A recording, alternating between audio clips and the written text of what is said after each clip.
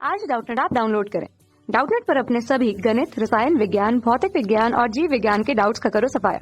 बस प्रश्न की फोटो खींचो, एक ही प्रश्न को क्रॉप करो और तुरंत वीडियो सोल्यूशन पाओ।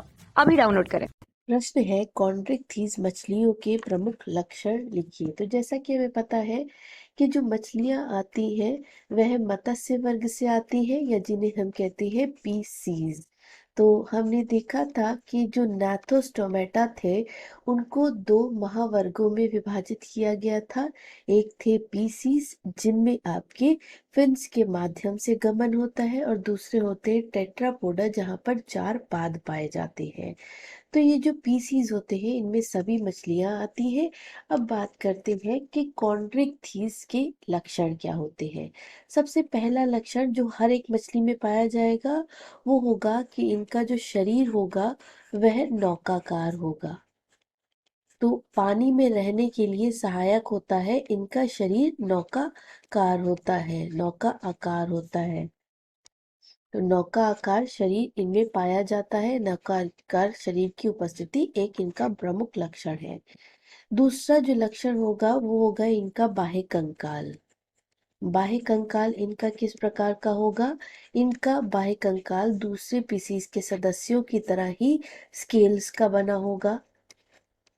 और जो इनका अंतःकंकाल होगा वह सबसे मुख्य लक्षण है, अंतःकंकाल इनका।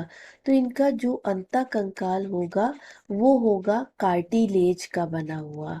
कार्टिलेज जैसा कि हमें पता ही है कि एक कंकालीय ऊतक है, तो उसी कोमल कंकालीय ऊतक का बना हुआ इनका शरीर होगा या इनका अंतःकंकाल होगा। फिर चौथा इनमें जो लक्षण पाया जाएगा वो होगा इनका मुख।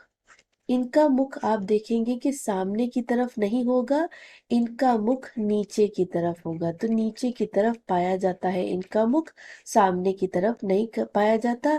नीचे की तरफ या कि हम कहें कि वेंट्रल साइड पर इनका मुख पाया जाता है।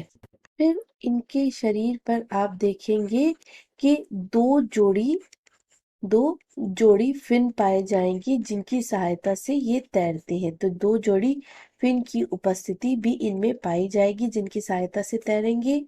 छठा लक्षण जो सारी मछलियों में पाया जाता है कि श्वसन अंग जो इनमें होते हैं वह गिल होते हैं।